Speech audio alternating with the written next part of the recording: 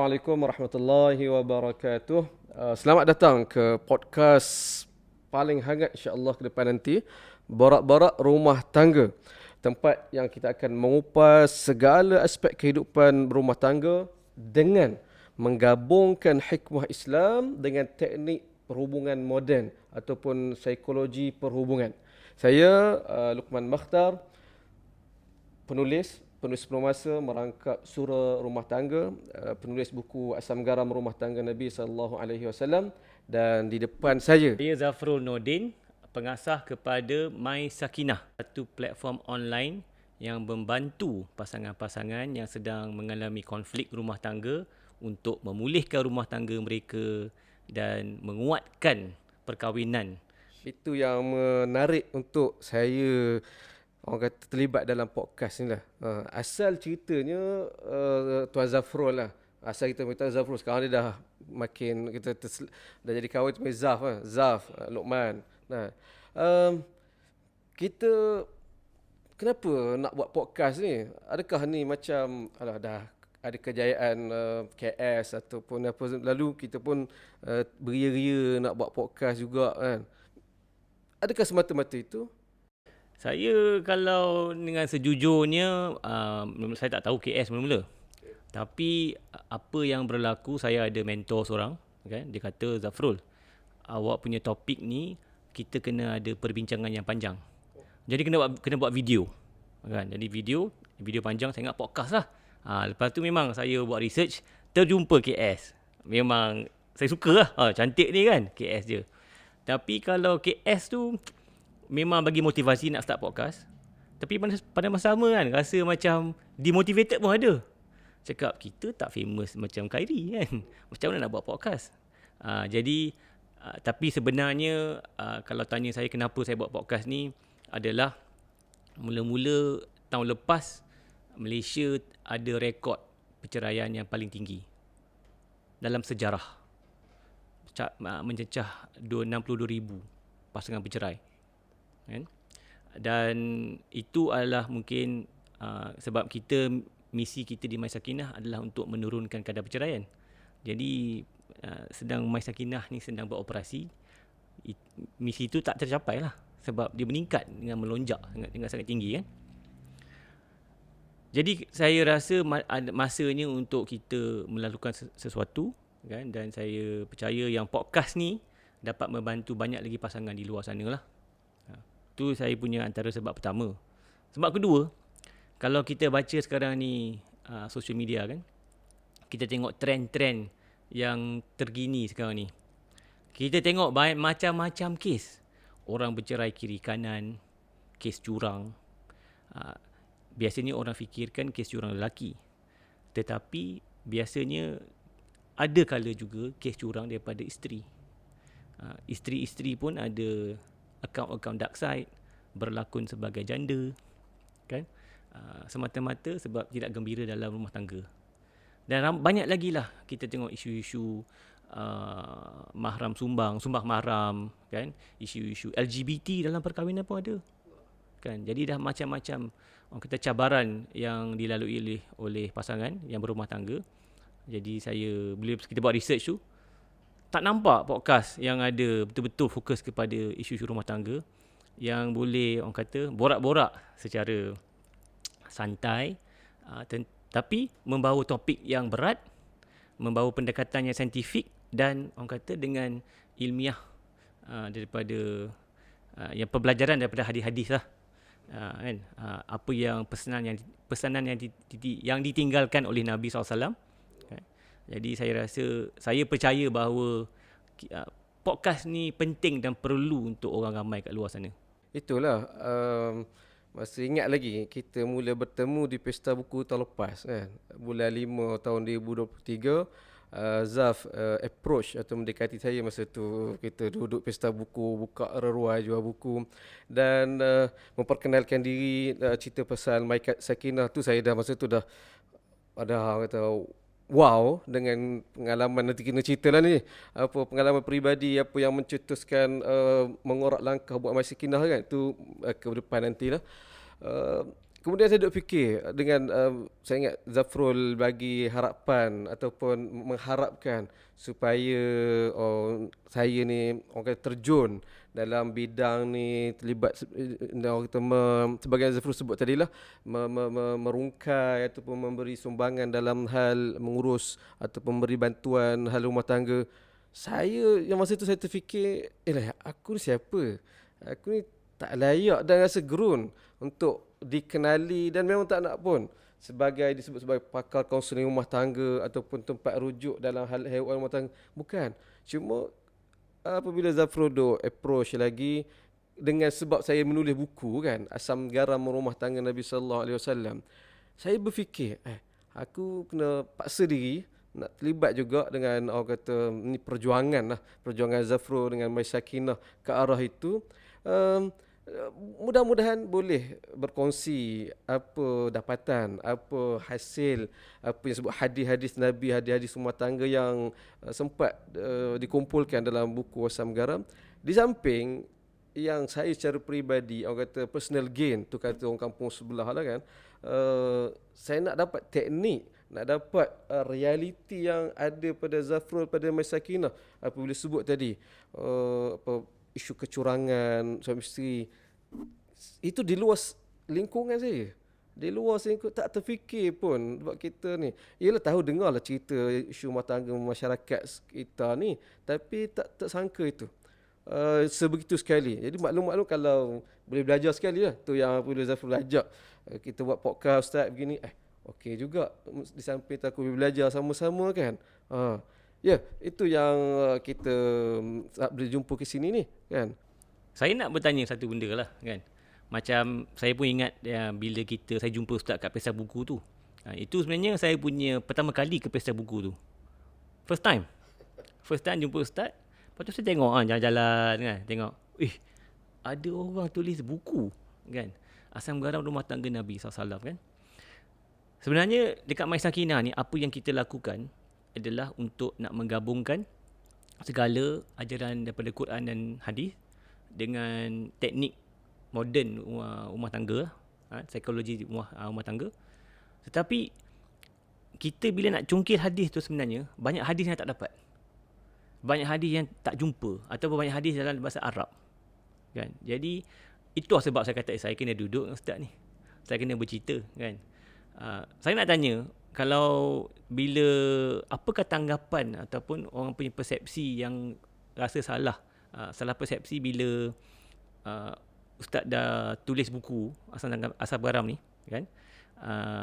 Apakah expectation orang bila dah terbitkan 3 buku saya ingat Batu Sekarang ni pun tengah dalam gua, tengah nak terbitkan buku keempat kan. Jawapan salah terhadap saya apabila buat buku Asam Garam kan, bukanlah salah, bukan tanggapan, kita lebih sebut sebagai harapan lah, kan, jangkaan. Orang sebagai yang sebut tadi, orang menjangkakan, Ustaz tulis buku pasal rumah tangga, Asam Garam Rumah Tangga Nabi lagi. Jadi orang menjangkakan, orang mengharapkan tadi saya boleh menjadi tempat rujukan dalam hal rumah tangga begini. Yang tu saya sebut, dan itu saya sangat bimbang. Aku belum kata baru umur saya baru 18, ikut kira saya tak ada lah.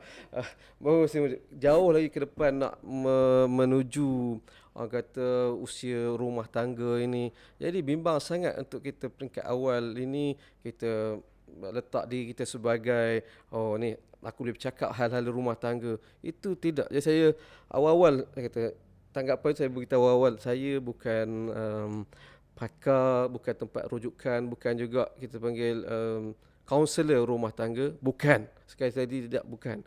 Cuma Allah ilhamkan saya, melorongkan saya pergi ke arah jalan yang lebih kurang itu, iaitu sebab saya pengkaji sirah, minat bersirah Nabi sallallahu alaihi wasallam dan minat juga kepada sirah para sahabat Nabi sallallahu alaihi wasallam. Kebetulan projek awal kajian itu berkaitan dengan hadis-hadis rumah tangga Nabi. Jadi apabila terhimpun hasil kajian tu, saya kata ini yang membantu dalam saya kira perjuangan Mai Sakinah, Zafrul dan mungkin orang lain juga, menjadi ibarat begini. Kalau kita membayangkan, mengibaratkan apa yang kita hadapi, masyarakat hadapi isu rumah tangga ni sebagai penyakit kan. Kena ada rawatan dia, kena ada proses dia, dan pihak orang kata komuniti kesihatan itu ada doktornya. Doktor dia boleh itulah kita sebut sebagai tempat rujukan bagi masyarakat. Dia doktor boleh memberi orang kata bagaimana kaedah rawatan gini ni. Tapi doktor memerlukan satu pihak lagi, iaitu farmasis ataupun orang yang menghasilkan ubat. Situ peranan saya. Saya melihat okey, aku boleh menyediakan ubat. Kita lah cari apa tu ini hadis-hadis dia, lalu ini digunakan oleh doktor, digunakan oleh Zafrul, digunakan oleh untuk membantu pesakit. Jadi saya duduk di belakang dalam orang kata dalam kitaran itulah, dan masya-Allah ubat itu ada, tetapi tidak dia orang kata belum ditemui kan pada sangkaan kebanyakan masyarakat lah. Apabila saya sendirilah apabila mengumpulkan hadis dari rumah tangga Nabi, orang kampung kata apa, blow my mind lah. Pecah kepala, ya Allah, berlaku hal-hal seumpama ini dalam rumah tangga Nabi. Dan yang menariknya, ada beberapa hadis ataupun babak rumah tangga Nabi yang menyelesaikan masalah rumah tangga kita sendiri juga. Saya sendiri juga, Masya Allah, ya Allah. Apatah lagi orang lain yang Zafrul bayangkan banyak cerita kepada saya, kes-kes yang begitu dahsyat tu. Ya Allah, kalaulah mereka dapat penawar daripada hadis Nabi ni dulu, mungkin dapat merawat ataupun menjadi pencegahan awal kepada simptom ataupun masalah rumah tangga mereka. Itulah. Jadi dengan itu, apa pendengar kita boleh harapkan daripada podcast ini bila Ustaz Luqman dengan saya, dengan kita duduk bersama dan kita sediakan podcast? Apa orang boleh harapan orang lah, pendengar-pendengar kita ni? Itulah, zaman buat podcast, semua bercakap tentang ialah minat dia dengan bentuk podcast tu. Kita kena bagi satu orang kata tawaran yang jelas, dan kita tidak bercakap tentang semua perkara kan. Yang saya seronok apabila Zafrul datang dengan idea gabungan ini, dan kita buat dalam bentuk kata-kata tadi kan, gabungan hikmah Islam dengan teknik perhubungan moden. Itu dua daerah, dua kepakaran yang kalau kira timur dan barat, tapi digabungkan dalam hal ini. Yang tu saya ingat siapa-siapa yang mengikuti podcast boleh jangka nak belajar. Kita sebagai orang Islam, apa tips sudut pandang di sudut Islam melalui hadis, melalui Al-Quran yang boleh menjadi tadilah sebagai bekalan dia, dan yang sama dari segi sudut action, dari sudut tindakan, itu yang datangnya kemahiran. Saya ingat daripada Majlis Sakinah kan, mungkin boleh bagi sikit apa Zafrul boleh bagi sikit, bukan tips tapi macam mana teknik hubungan moden tu membantu dalam hal rumah tangga. Dia mudah cerita gini Zafrul, nak bagi nampak lagi kan. Kita sebut tadi banyak podcast, ramai orang buat podcast. Kita siapa orang yang patut mengikuti ataupun bersama kita dalam podcast ni? Podcast ni, podcast borak-borak rumah tangga ni sesuai untuk siapa? Kalau saya melihat angka 62,000 orang bercerai tahun lepas kan, saya selalu bertanya soalan ni. Berapa lagi orang yang dalam kesengsaraan, kesedihan yang belum bercerai? Sebab orang bercerai ni, orang kata dia last resort lah. Dah buntu, tak ada harapan, dia last resort, dia keluar daripada perkahwinan dia kan. Saya ada istilah ni dipanggilnya marital suicide. Dia membunuh diri tapi dari segi perkahwinan dia. Saya ada terbaca satu artikel daripada Psychology Today yang menyatakan kat dunia ni 6/10 daripada pasangan yang berkahwin sebenarnya tidak bahagia. Dan 4/10 daripada itu memikirkan tentang perceraian. Tengah dalam sangat-sangat tidak bahagialah, dalam kesengsaraan, ada depression, anxiety. Tapi nombor tu itu nombor daripada barat ataupun daripada global kan. Saya selalu tertanya kepada kat sini, kat Malaysia ni, berapakah orang yang sebenarnya di ambang-ambang perceraian?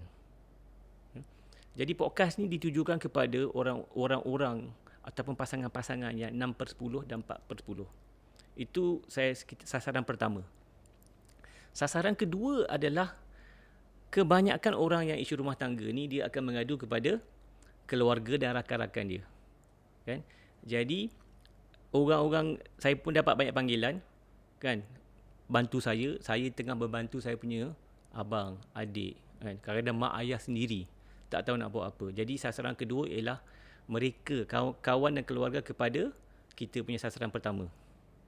Dan kepada orang-orang lain yang mungkin mendapat manfaat tu, alhamdulillah lah. Tapi kita sangat jelas, kita sasaran kita adalah kepada pasangan-pasangan yang tidak bahagia dan mungkin sudah memikirkan tentang perceraian. Maknanya kalau boleh dirumuskan, ada dua kumpulan utama lah, kan. Pertama, pasangan suami isteri tu yang disebut tadi, orang tak tahu pun tapi dia sedang menghadapi ujian rumah tangga, sedang berkira-kira nak mengakhiri perkahwinan atau berkata lain perceraian. Itu pertama. Nah, yang kedua ialah, ataupun kumpulan kedua ialah orang sekitar dia, mak ayah, keluarga dan juga kawan-kawan yang tahu masalah mereka tapi tak tahu macam mana nak bantu. Menarik, memang sangat spesifik, kan, kita punya ni. Dan kita bukan nak cerita, nak jawab semua masalah ataupun nak boleh cakap tentang semua masalah masyarakat, tak. Kita boleh, orang kata, fokus boleh bantu kumpulan yang kita macam kecil ni, tapi seorang kita boleh bantu, boleh selamatkan rumah tangga. Itu dah mudah-mudahan besar pahalanya, kebaikan untuk kita. Cukup cantik lah tu, jelas. Saya punya hipotesis, saya rasa ramai. Saya rasa ramai orang macam tu kat luar tu. Itulah, saya di luar, orang kata, dua kepompong saya. Tak sangka memang. Kalau sembang dengan Zafrul, ya Allah, aku ni duduk dunia mana sebelum ni? Ni dunia mana? Dan kita sebagai orang agama, ustaz, tahu, mula sedar. Kita mungkin alhamdulillah, Allah tak uji sangat dari sudut ini, bahagia melalui kehidupan. Tapi rasa agak bersalah, rasa agak ni Allah apabila ada saudara-saudara kita yang menghadapi ujian seumpama. Tapi mereka tercari-cari jalan, tercari-cari formula tipsnya. Yang mana tips dan formula tu ada pada saya, ada pada kita. Maksud dari sudut, ada hadis yang kita tahu, ada Al-Quran yang kita tahu, yang boleh jadi panduan.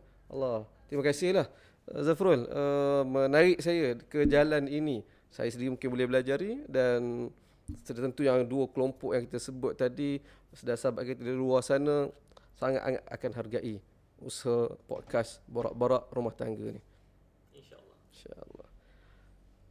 Ini sebagai kata sembang-sembang biasa, episod pengenalan, kan.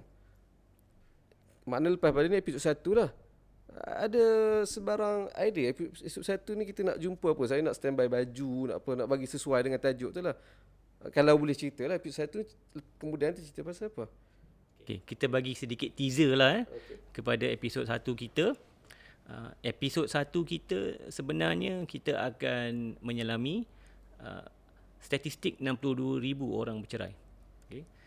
Tapi episod pertama sekali, walaupun statistik dia keluar dah lama, mungkin akhir tahun lepas, Disember saya rasanya. Okay.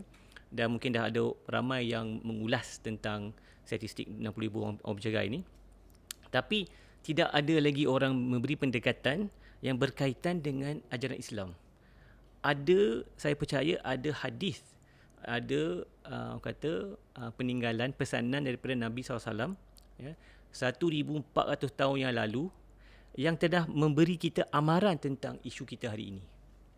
Jadi kita nak ada pendekatan dan pergabungan daripada statistik tu dengan ada beberapa hadis yang saya rasa Ustaz akan bawa dan menerangkan kepada pendengar kita.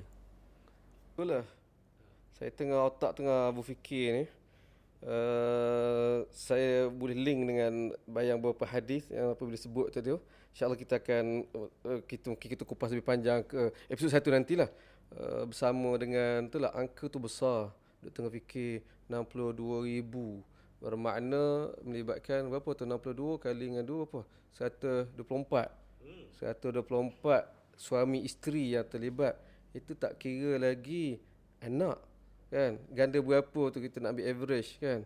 Kita 3-4 orang hampir 400,000 yang terjejas, yang terkesan dalam kita sebut tadilah dalam ujian rumah tangga ini. Betul lah, mustahak lah untuk dibincangkan hal ini. Rasa tak sabar nak kita mulakan episod 1. Okay Zafrul, tak sabar lah nak episod 1 tu. Tapi biasalah apabila sebut podcast, dia ada dia punya kata jadual dia. Kira-kiranya podcast borak-borak rumah tangga ni macam mana? Berapa lama sekali terbit dia ataupun disiarkan, berapa sebulan 2 bulan sekali ke atau bagaimana, dan ya seumpama itu. Okey, sekarang ni rancangan podcast ni kita nak buat untuk panjangnya lah. Kita cuba dapatkan dalam lingkungan 30 minit. Itu panjangnya. Dan dari segi dia punya bila kita nak release episod baru, sekarang ni perancangannya ada setiap hari Khamis. Mungkin 9 malam lah kita akan publish episod baru kan. Tapi mungkin untuk bulan Ramadan mungkin jadual tu bertukar sikit. Tetapi bila kita dah akhiri insya-Allah Ramadan, kita akan kembali kepada mengikut schedule setiap hari Khamis. Ada mingguan. Mingguan, setiap minggu. Setiap minggu. Setiap minggu hari Khamis. Hari Khamis. Hari Khamis. Malam Jumaat tu. Itulah dia. Isu rumah tangga ni. Okay, nak tukar podcast malam Jumaat. Tak apa. Okay. Macam mana kalau lagi menarik podcast ni apabila kita boleh libatkan seramai mungkin orang. Kita sebut tadi kumpulan ataupun sahabat, saudara, rakan yang kita harap boleh kita bantu yang di Kuala Lumpur tadi. Macam mana mereka nak boleh bersama dalam podcast borak-borak rumah tangga ni? Betul, saya rasa podcast dia lebih baik kalau kita ada dua hala kan, perhubungan dua hala. Dan saya sarankan untuk pendengar kita untuk nak meletakkan soalan di bahagian komen. InsyaAllah kita akan membaca setiap komen tu dan kita akan menjawab soalan. Dan mungkin kita akan memilih beberapa soalan dan kita akan spend beberapa minit dalam episod baru untuk menjawab beberapa soalan yang terpilih yang kita percaya ada manfaat kepada orang ramai. Macam itulah. Jadi sila beri komen lah. Sila buat letakkan jawapan, letakkan soalan di bahagian komen dan insyaAllah kita akan berkomunikasi atau berinteraksi dengan kita punya pendengar semua. Okey Zafrul, kiranya cukup lah tu untuk episod pengenalan kita kan. Goyang-goyang kita punya ni kan.